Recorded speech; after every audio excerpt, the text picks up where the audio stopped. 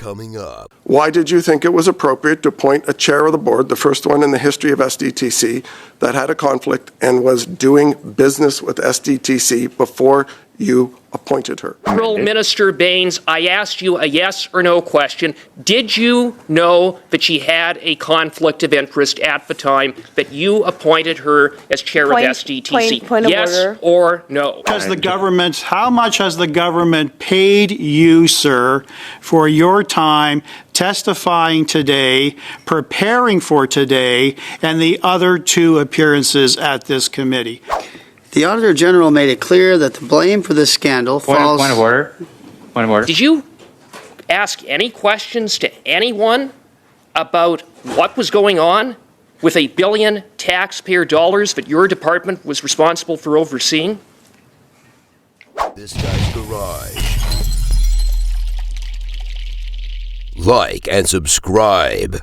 Welcome our witness who is returning as an individual, Mr. Navdeep Bains. I'm going to begin to open up our first round, which is 4 members with 6 minutes each, and Mr. Perkins will lead us off. You have the floor for 6 minutes, please.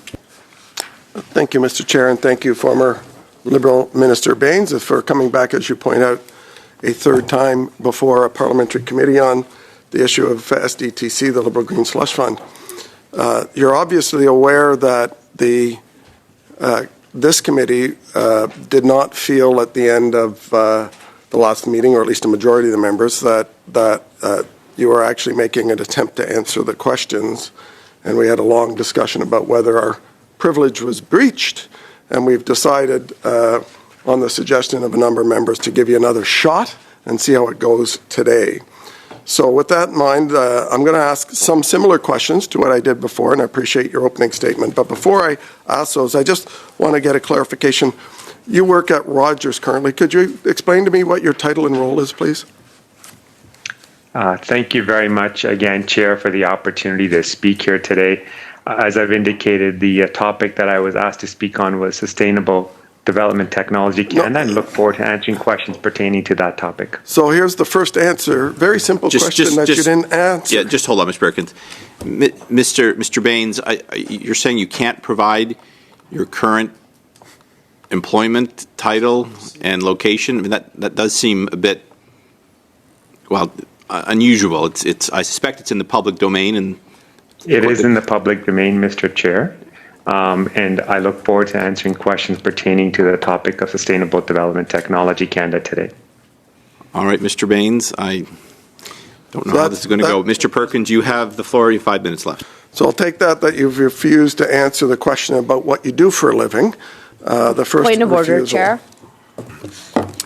I have a point of order, Mr. Perkins. Yes, Ms. Good? On relevance, I think that Mr. Bains has made himself available and clear that he is willing and able to answer questions relating to SDTC.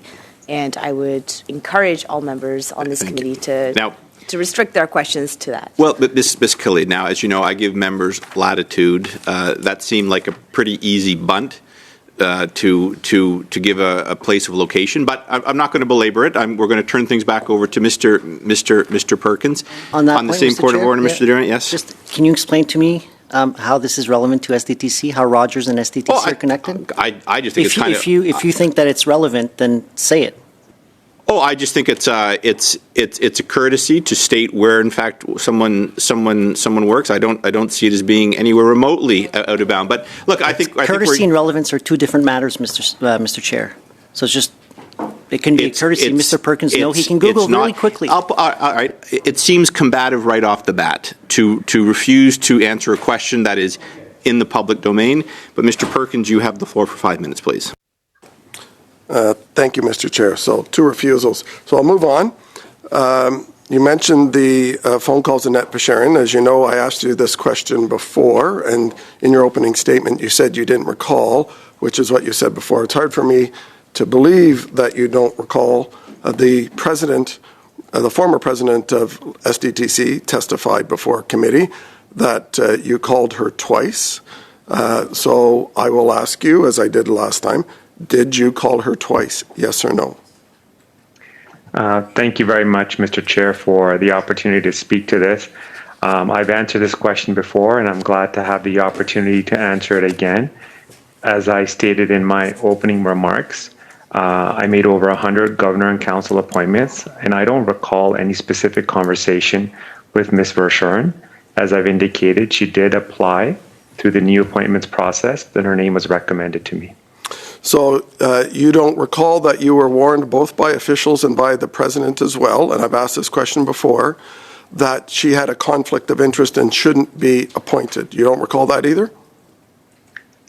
Thank you very much again for that question. And again, I want to answer this for I think the third or fourth time, and I look forward to providing a detailed answer, which is to say that the core issue here is public office holders must respect the obligations they have to conduct themselves in a manner that respects the Conflict of Interest Act. That applies to Ms. Verschuren and all public office holders. Answers in a row. I'll ask the next question that I asked before. Do you recall seeking $750 million of taxpayer money for the Green Slush Fund from Cabinet when you were minister? Yes or no? Again, thank you very much, Chair. As I mentioned last time in my testimony, as I've indicated on a number of occasions, the answer to that question is that all amounts that were allocated to Sustainable Development Technology Canada were debated and presented in the House of Commons and approved by Parliament. So that's another non-answer. Again, it's a simple question. Did you seek $750 million from Cabinet, which was eventually approved by Cabinet? As a minister responsible for SDTC, did you seek that money? Yes or no? It would be difficult for me to believe that you don't remember seeking almost $1 billion for the Liberal Green Slush Fund. I think the members answered that question, that there was a process of how these funds were allocated. Another refusal to answer. In the 48 times that Stephen Guilbeault lobbied PMO with meetings with Gerald Butts, you and your office in the 5 years that you were minister, and he was lobbying between 2016 and 2019. Do you recall any of those meetings when Stephen Guilbeault and Gerald Butts and you were talking about Sustainable Development Technology Canada? Yes or no? The answer to your question is anyone that has any official engagement with the government that is properly registered, and the Sustainable Development Technology Canada is an arm's length organization. They make independent decisions on how to allocate the funds, and they work with management on a day-to-day basis to address these issues, Mr. Chair.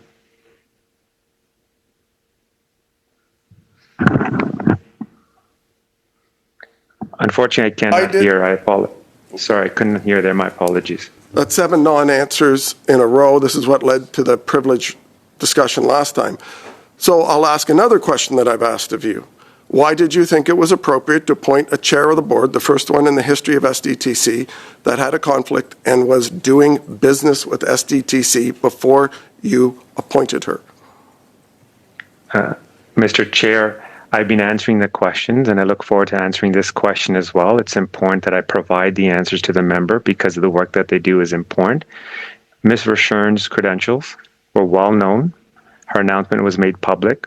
She was appointed by former Prime Minister Stephen Harper, a former Finance Minister, Minister Flaherty, and former Industry Minister Christian Parody as well.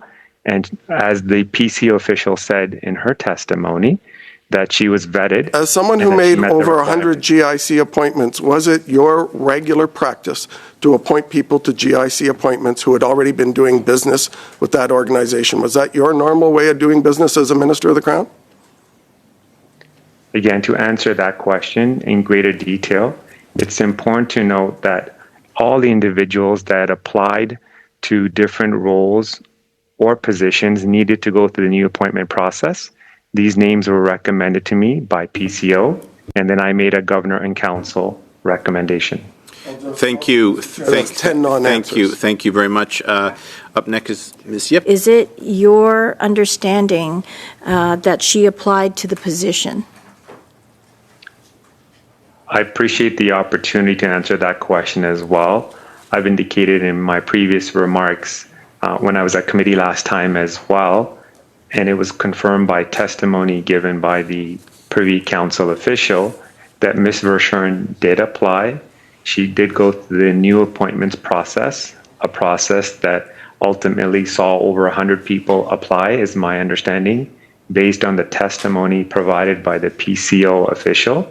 And her name went through a rigorous process where individuals were vetted, and then ultimately recommendations were made to me for a governor and council appointment. And so again, to summarize, she did apply, and ultimately that name was recommended to me along with other names, and then I made a governor and council recommendation. Beginning our second round, which consists of 6 members with various times, Mr. Cooper, you have the floor for 5 minutes, please. Thank you, Mr. Chair. Former Liberal Minister Bains, you continue to be less than forthcoming about your active involvement in hand-picking, conflict-ridden Annette Verschuren as chair of SDTC. You have repeatedly represented that you got a recommendation from PCO, and it was only thereafter that you made the decision to appoint Ms. Verschuren, as if your role was passive, but that isn't true, and you know it not to be true. You received a list of 5 recommended candidates from PCO in March of 2019. You ignored that list, and in April of 2019, you contacted Ms. Verschuren and asked her to apply for the role. It was only thereafter that Ms. Verschuren applied. It wasn't PCO that reached out to her. It was you, and that is detailed in the Ethics Commissioner's report. So why do you continue to mislead committee? Thank you very much for the question. As I've indicated, these names were recommended by PCO. They went through the vetting process. As the PCO official has indicated, over 100 people applied. And so this was open to everyone. And this was a process that people could... Former Liberal Minister Bains, you hand-picked her. That is established in your misleading committee, and that's now very clear, just as you continue to not answer questions. So I'll move on. Who asked you to contact Ms. Verschuren to apply as chair of the Green Slush Fund? Who was it who called you to tap her on the shoulder? Was it someone in the PMO? To answer that question, as I stated in my opening remarks, I don't recall any such conversations, but it's not uncommon for me to speak with multiple people, even for the same role, to apply. And as the former Liberal Minister Bains, I'll move on since you can't recall this, you can't recall that. Maybe there is something you will recall, and that is that you knew that Ms. Verschuren had a conflict of interest in that her company, NR was receiving $12 million in funding from SDTC at the time of her appointment. You knew that, and you appointed her anyway. Isn't that right? Ms. Verschuren's credentials are well known. All that information... Former Liberal Minister Bains, I didn't ask about Ms. Verschuren's credentials. I asked you whether you knew that she had a conflict of interest at the time, but you made the decision to appoint her. Yes or no? As I've stated, Ms. Verschuren went through the vetting process. Her name was recommended. Liberal Minister Bains, I asked you a yes or no question. Did you know that she had a conflict of interest at the time that you appointed her as chair of SDTC? Point of yes order. Or no? Point of order, Mr. Chair. I have a point of order, Mr. Cooper. Yes, Ms. Khalid. On two separate points. The first is with respect to respect of witnesses as they come before our committee. I've heard the member opposite say a lot of interesting things and pose a question that he thinks is a question or is actually a statement, and not allowing the witness to answer the question. And your second point, Ms. Khalid? Is on relevance, Chair. Well, okay. I mean, as I've said, with some back and forth, members and courtesy, members are entitled to try to press witnesses for more specific answers, something Mr. Cooper's doing, and I think we're here today to answer these questions, so I'm not sure the relevance. But look, again, this is going well in that members are being allotted time, and Mr. Bains is providing answers that some members wish to probe further. So, Mr. Cooper, you've got just under 2 minutes left. It's a yes or no question, former Liberal Minister Bains. Did you know that she had a conflict of interest at the time of her appointment? Yes or no? Again, these names were presented to me. They went through the vetting process. And based on that, I made a recommendation. Liberal Minister Bains, your amnesia is unacceptable. Ms. Verschaeren said that she spoke to you. Point of order, Chair. Just, yes, Ms. Khalid. That's quite disrespectful, Chair. Ms. Khalid, I did anticipate this meeting would be a little bumpy because we're dealing with a former official who I'm certainly glad has appeared today. Mr. Bains is not unfamiliar with the push and pull of this place, so I am confident he's going to be able to respond to Mr. Cooper, and I'm not On that same point, Chair? I'm not worried about Mr. Bains' ability here. But yes, on that same point, Chair, it's not about whether a witness is able to handle rudeness or not.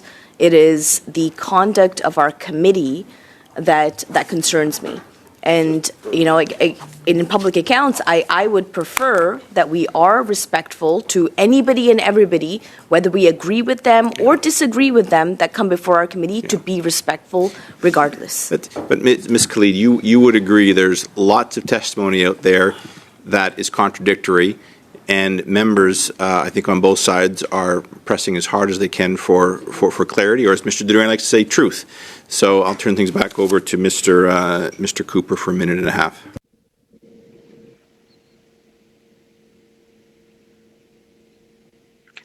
I apologize, I cannot hear the question. Just 1 second. The witness could not hear you, so if you could turn your microphone on, and I will give you your time back at a minute and a half. Go ahead, please. Former Liberal Minister Bains, the Ethics Commissioner's report says that Ms. Verschaeren specifically raised the fact that she had a conflict of interest with you. Are you claiming you don't recall that Ms. Verschaeren raised that with you? Again, Mr. Chair, I've answered that question a number of times. I've been crystal clear that the names that were recommended to me went through a vetting process. Again, that's the answer provided. I asked you, do you not recall that conversation? Do you not recall that Leah Lawrence, the former CEO of the Green Slush Fund, spoke to officials in your office, and that the manager of communications and projects at SDTC also informed your office of Ms. Verschaeren's conflict? Do you not recall any of that? Did none of that get to you? Is that what you're trying to represent?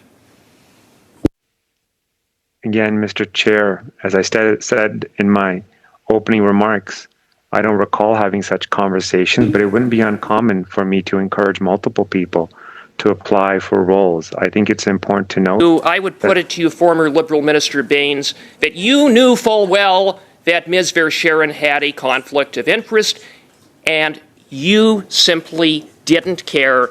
And as a result, you appointed someone who was conflict-ridden, and that set a culture of conflict that led to conflict after conflict, mismanagement and corruption at SDTC, chronicled in the Auditor General's report. So thank you, Mr. Cooper. Any responsibility for that, those damning findings? I'm afraid that is your time, Mr. Cooper.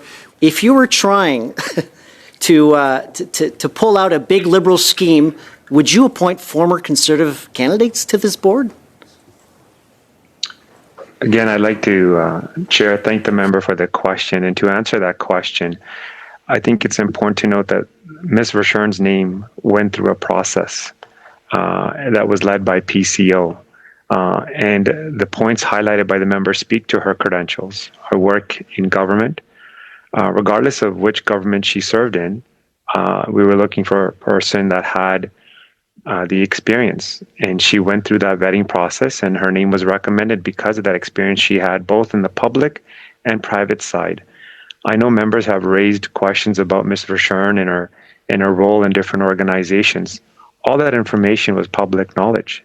People were fully aware of the work she had done in the private sector, in the public sector. And when the chair was announced, there was a press release. This was public knowledge. So this was done with openness, with transparency. This was done as part of the new appointments process. And it was done to engage Canadians across the country. And my understanding, based on the PCO official, was that over 100 individuals applied for this role. Mr. Brock, you have the floor for 5 minutes, please. Thank you, Chair. Former Minister, Liberal Minister Bains, I'm going to follow up on a question put to you by my colleague, Mr. Cooper, where he not only didn't get the question out, but we didn't receive a response. And the question, to refresh your memory, Minister, was, did you take or do you take any former ministerial responsibility for the gross breach of trust and the misuse of almost $400 million of taxpayer money? As I've indicated, it's important that ministers act in the best interest of Canadians and conduct themselves accordingly. Minister, do you take responsibility? Under your watch. This was under your watch. Do you take responsibility? Canadians want to know. Again, I'm answering the question. I keep on getting interrupted. As I've indicated, it's important that I advance what's in Canadians' best interest, and it's important that the policies are set in a manner and as well. So the answer is, so thank you. The answer is no, you take no responsibility, which is really a hallmark of the Justin Trudeau government, particularly his ministers, current and former. Now, on the issue of misuse of taxpayer monies, you didn't want to answer the question put to you by Mr. Perkins. Your role at Rogers is one of Chief Corporate Affairs Officer. Under Justin Trudeau's government since 2015, Rogers Communications Canada, one of the largest telco companies in the world, has received a whopping $173,954,991 in taxpayer grants and contributions. So I wish to put that on the record. Now, Mr. Bains, I understand that you were in Ottawa this past weekend. Mr. Brock, I have a point of order, yes. Just the relevance of Mr. Brock's statements. I think he was just reading into the record some numbers, and it's relevant to Canadians, so I'll move on. Mr. Brock, you've about 3 minutes.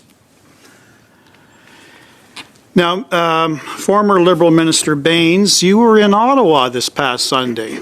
When did you leave Ottawa? I left Ottawa yesterday. Okay, and while you were in Ottawa for approximately 3 days, did you meet with any government officials, elected or non-elected? Yes, I did. And who did you meet with? I met with my former colleagues, Mark Holland, Gary Nandasangri, and Omar Al-Gabra. We were celebrating Mark Holland's 50th birthday. Okay. Did you meet with any non-elected officials? I met with the Chief of Staff to the Prime Minister, Katie Telford, and Andrew Bevan. Okay. And meeting with Katie Telford and Andrew Bevan, did you discuss the content of your testimony today? No, I did not.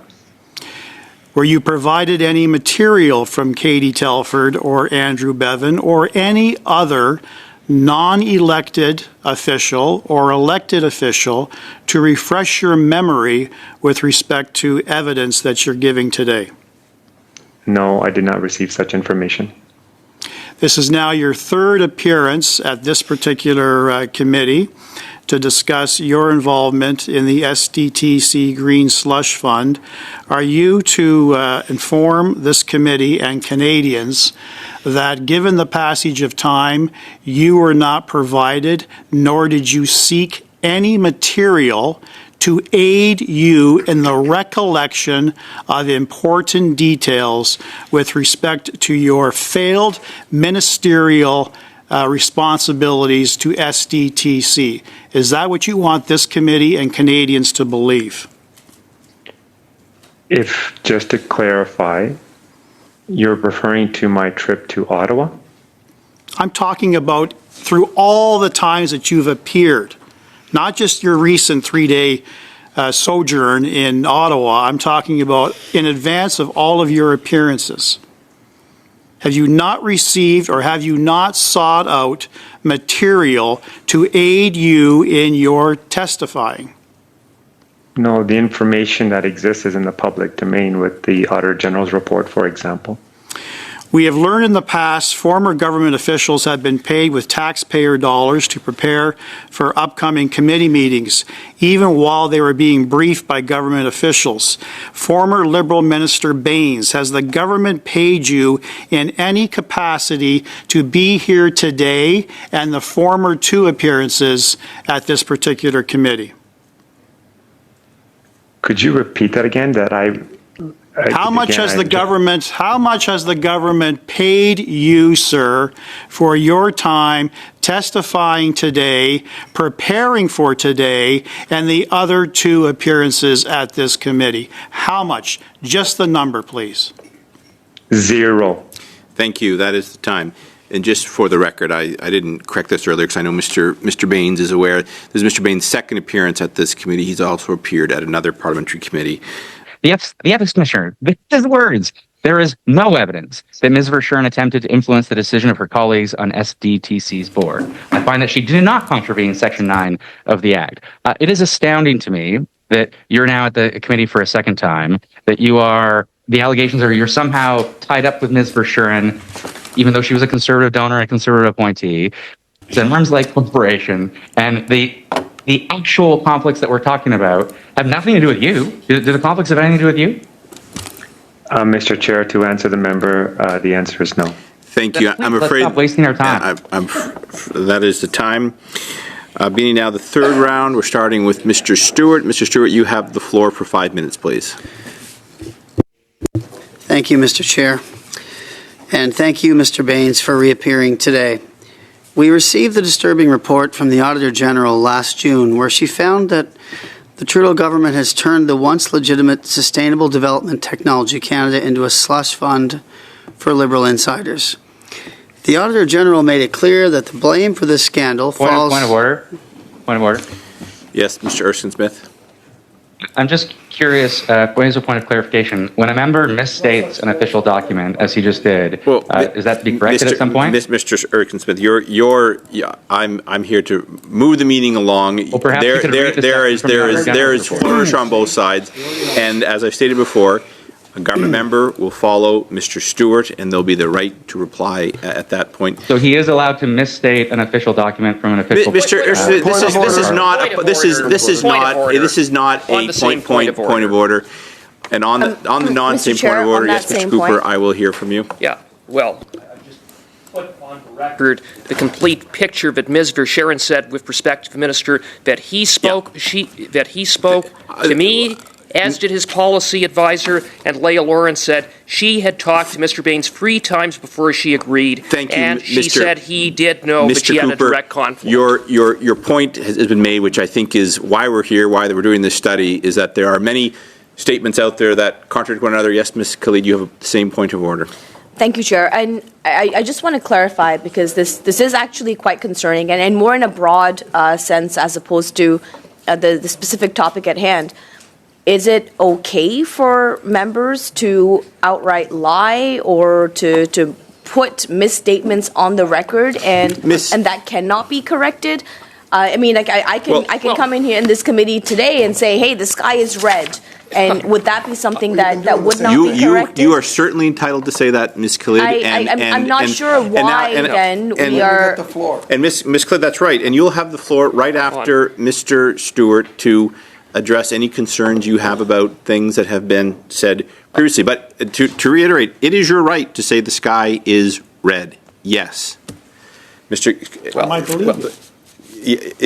Sorry, is this a point of order? On the same point of order, for Ms. Khalid to impugn the integrity of members of this committee when simply I am reading verbatim from transcripts of committee testimony.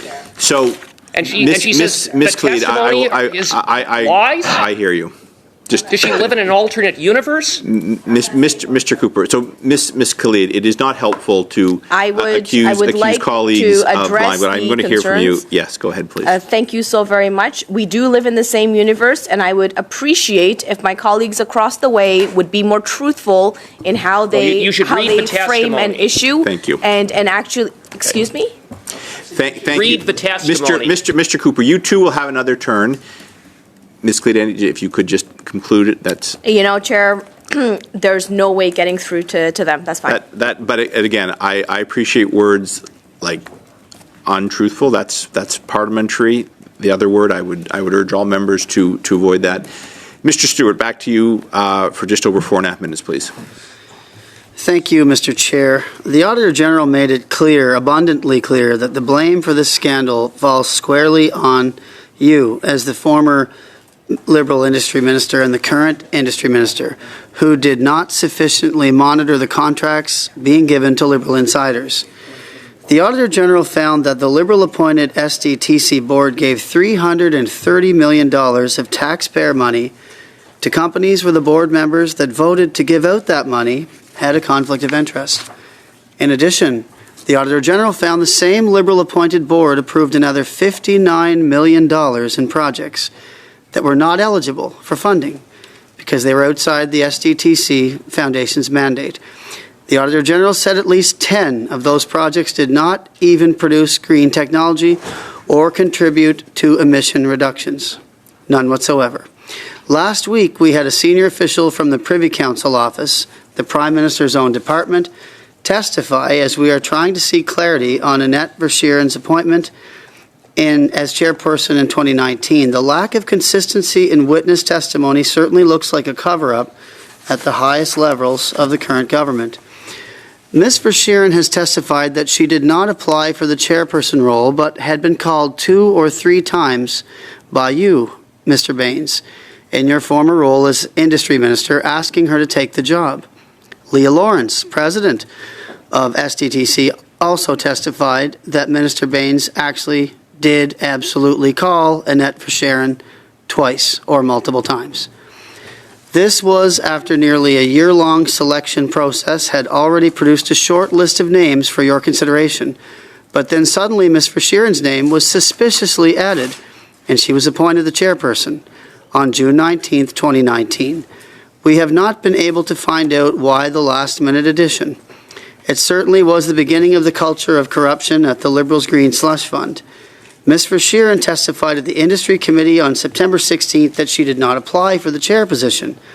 As I said earlier, she said you approached her 2 or 3 times to take the position of chair of the Liberals' Green Slush Fund. It's got nothing to do on debate. It's just that you've been pretty hard on us for reading something, and I'm pretty sure, I do respect Mr. Stewart, but I'm pretty sure he's reading as well, so we're just to apply the same rules as you have given us. Sorry, Mr. Duran, that is in terms of when we're debating a motion.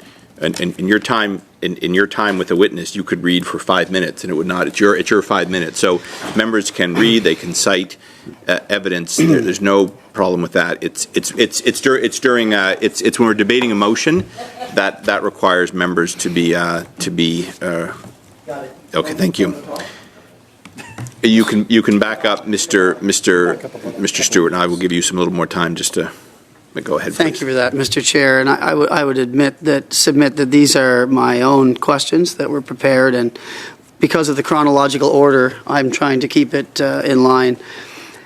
Back to my questioning, but in your testimony to the Public Accounts Committee on October the 9th, you stated that you can't recall asking her to take the position. I'm referring to Ms. Verschieren. So earlier today, in your testimony, you stated it was not uncommon for you to call people to ask them to apply. These are your words, Mr. Bains. So Ms. Verschieren remembers you calling her 2 or 3 times, and Leah Lawrence remembers you calling her at least twice. My question to you today, and I can guarantee you that a proper answer is not as I stated earlier, because this isn't my role, this particular file, so I would like a real answer and a new one on why the President and Annette Verschieren remember as many as 5 phone calls between the two of them, and you remember none. Why is that? Thank you very much for the question. As I said, the answer to your question is very clear. The Privy Council official highlighted on a number of occasions that Ms. Verschieren did apply. So that is public. Cut you off there, and the reason I'm cutting you off is because I didn't ask you if she applied.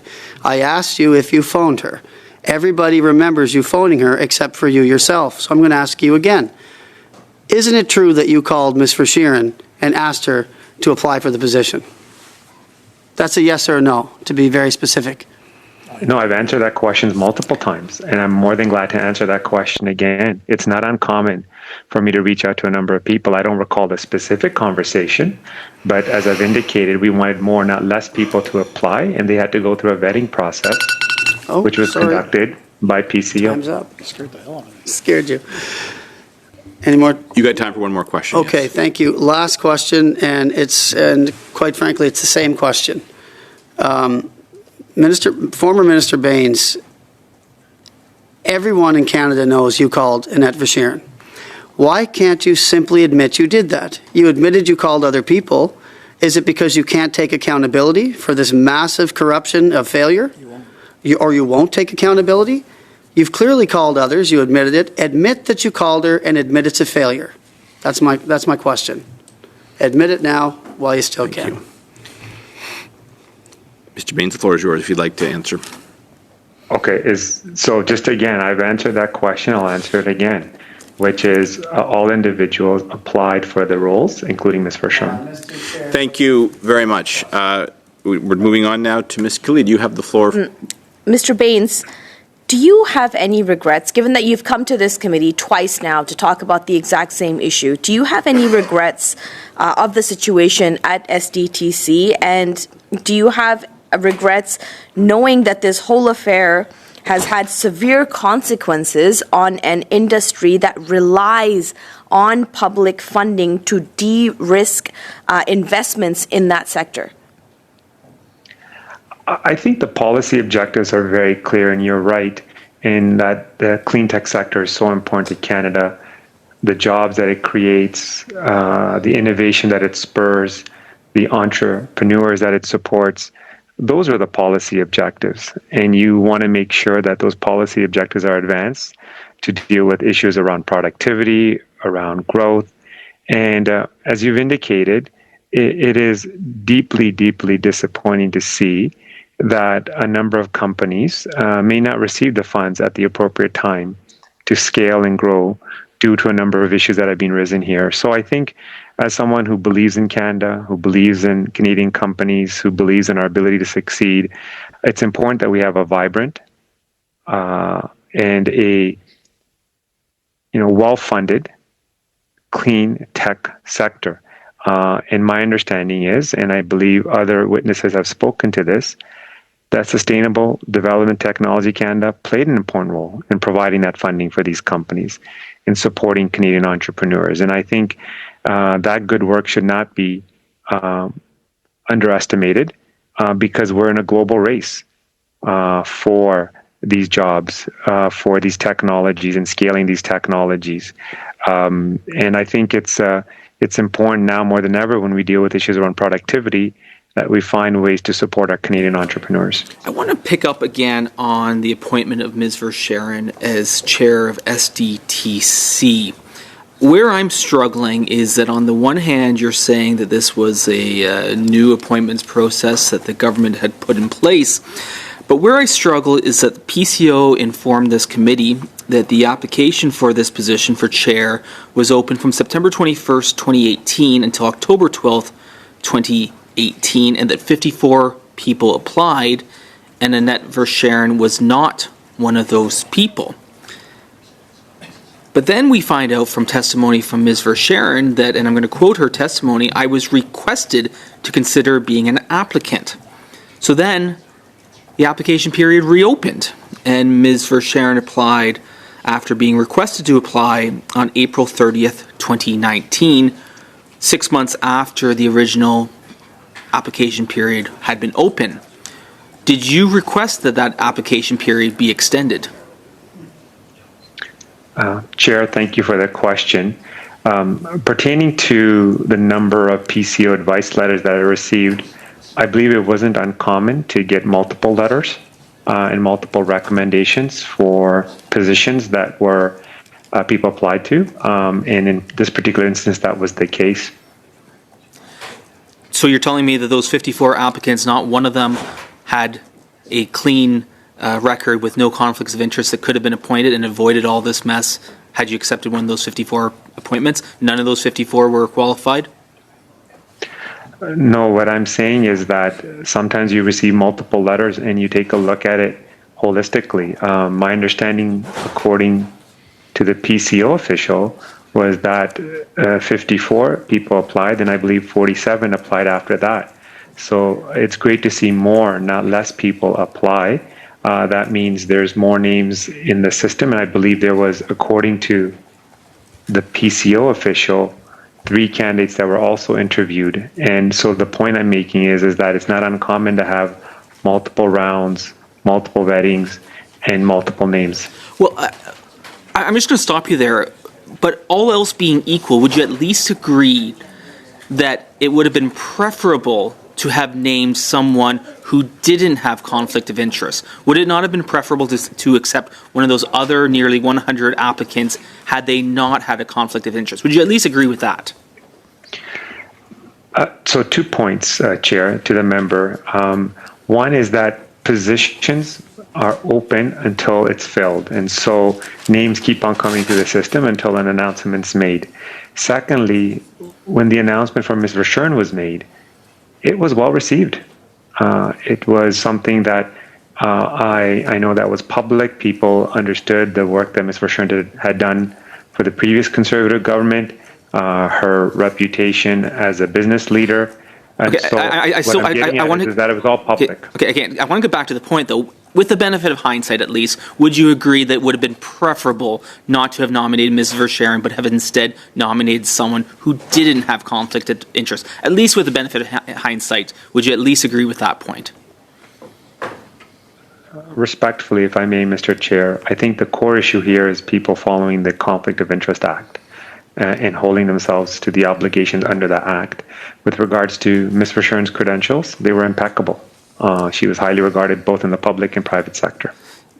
Okay, you mentioned in response that's a similar question or similar point in a previous response. You said the onus is on the individual to follow the rules, but is there not a similar onus on you as the minister responsible under the Canada Foundation for Sustainable Development Technology Act? Is there not an onus on you as well to ensure that people are put into those positions who don't have conflicts of interest? Is there not also an onus on you to make sure that you're not putting people in who have clear conflict of interest and are aware of those conflicts of interest when you are making the appointments? So there's a few components to that.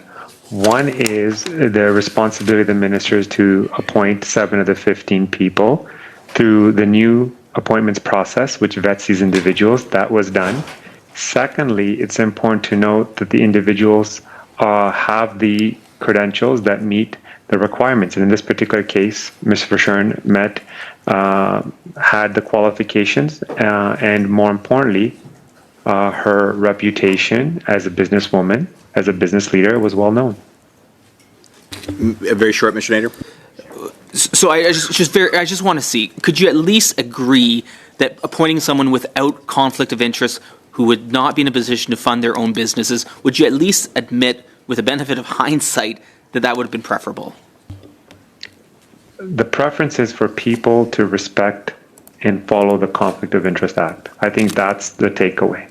Mr. Basili, the previous chair of SDTC, has stated publicly that government was looking to replace him and find a replacement quickly, that his views were contrary to the government's in certain regards.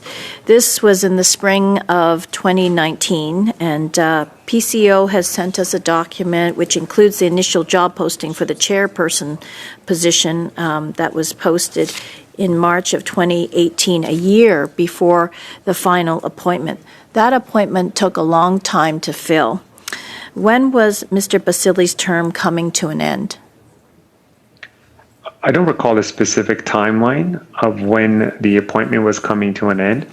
I think it's important to note that if you are a current chair or you had a current role or position, you had to apply. You had to apply to the position. And, I had a very good working relationship with Mr. Basili and held him, and so did my team in high regard. Thank you, Mr. Chair. Former Liberal Minister Bains, your department had contribution agreements with SDTC. It was funding SDTC, correct? My understanding is that we allocated funds to Sustainable Development Technology Canada. Yes, through contribution agreements.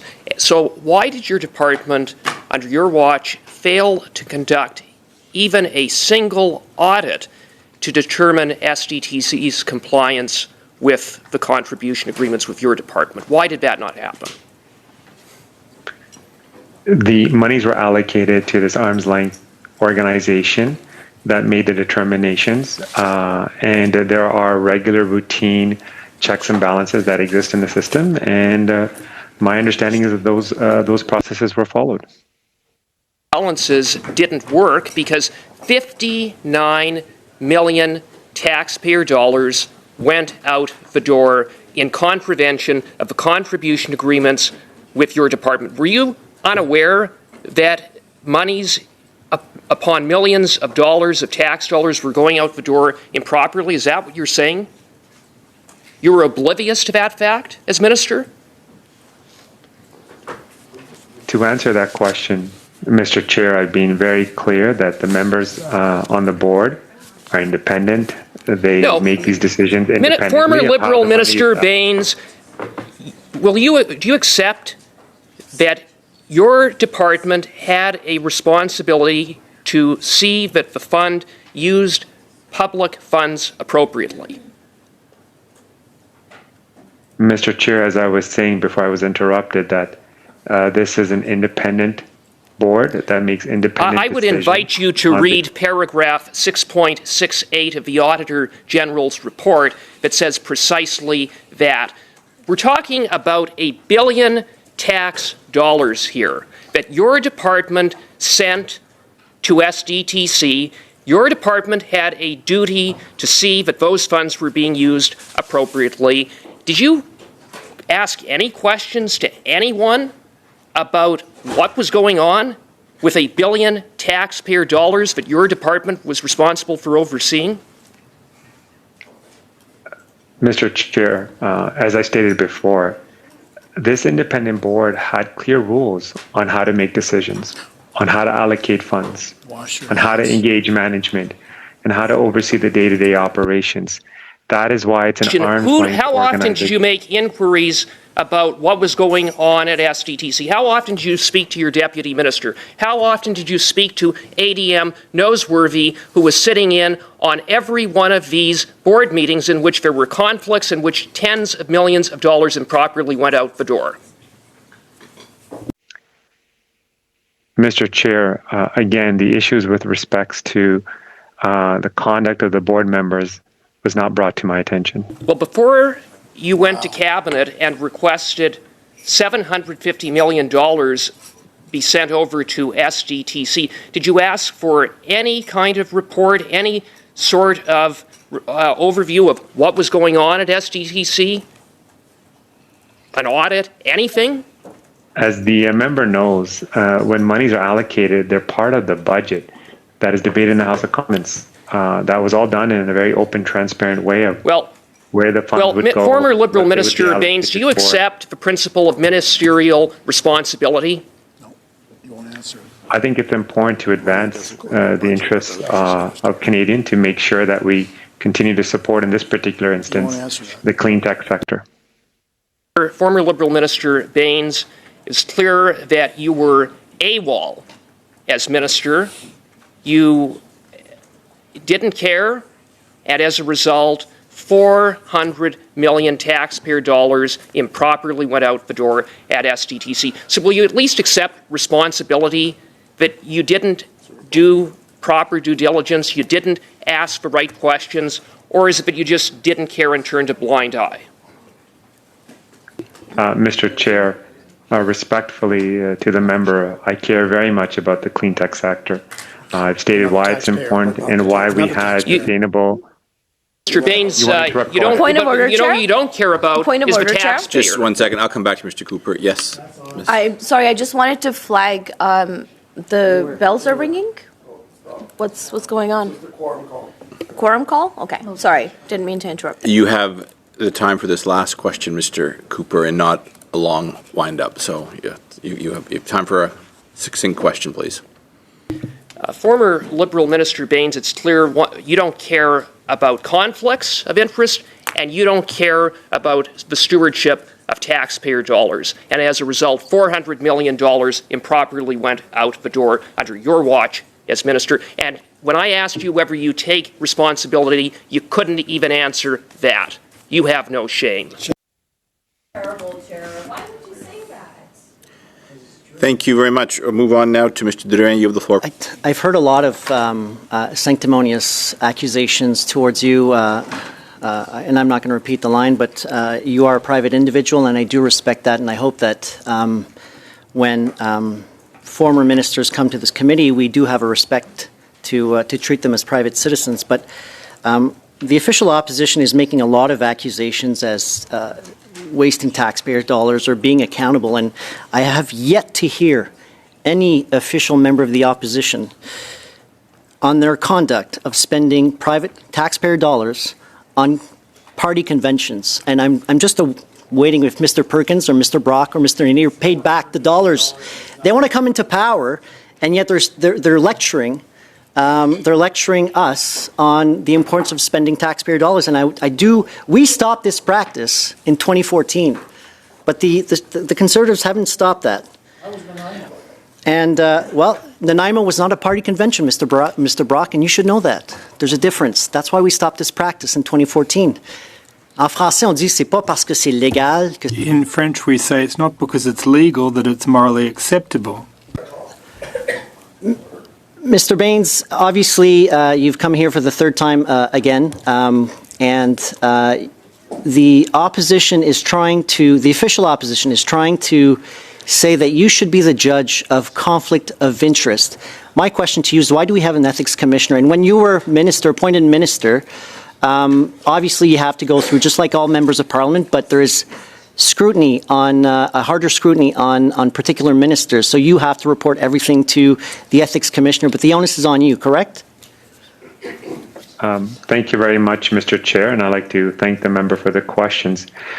First of all, I just want to start off by saying I very much respect the work the committee members are doing, the parliamentarians do, and as I said, I'm here to answer the questions, and I've been answering all the questions that have been posed to me. With regards to the last question that was asked in terms of the responsibilities of public office holders, you're absolutely correct. The onus is on the individuals. If you are a public office holder, in many instances, I know of a number of people that have reached out to the independent ethics and conflict of interest commissioner to get advice, to get that impartial feedback so that they can conduct themselves in a manner that allows them to fulfill their duties. And so that is why I think the key takeaway for members in this committee, if I may say so, is that the crux of the matter, the core matter here is how individuals conduct themselves, and that they must uphold themselves to this high standard, and that's really the issue here. I think individuals were very clearly vetted and qualified. Individuals had the ability to serve, but the issue with regards to their conduct and how they need to engage is done in a manner that needs to be consistent with the Conflict of Interest Act. And as the members rightfully pointed out, the onus is on all public office holders. Thank you, Mr. Bains. You know who Leah Lawrence is? Thank you for the question, Mr. Chair. Yes, she is the former CEO of Sustainable Development Technology Canada. In the appointment process of Ms. Fisherin, you can't recall talking to Ms. Fisherin, although she testified before committee that you did. Do you recall talking to Ms. Leah Lawrence about it and asking her to vet the two names? No, I do not recall having such conversations. Do you recall any conversations with ADM Noseworthy, who sat in every board meeting, telling you and your office that the board chair, proposed board chair, Mr. Sharon, had a conflict of interest? Is the first in the history, contrary to MP Erskine-Smith, the first in the history of SDTC to be appointed as chair of the board with a conflict of interest? Again, Mr. Chair, as I mentioned, individuals should follow the Conflict of Interest Act. That's point one.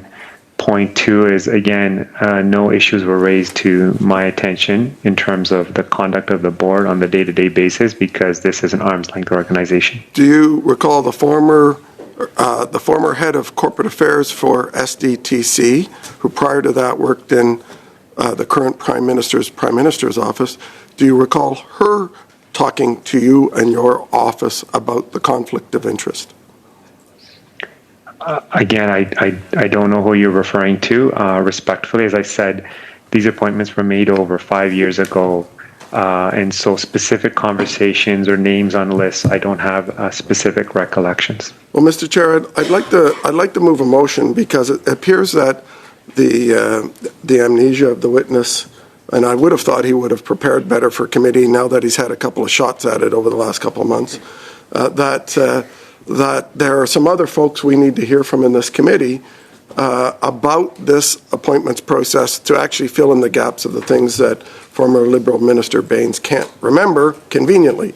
So I would move that the committee invite the former president of SDTC, Leah Lawrence, to appear in relation to the ongoing study of the Auditor General's report of Sustainable Development Technology Canada, and that we also invite former ADM Noseworthy.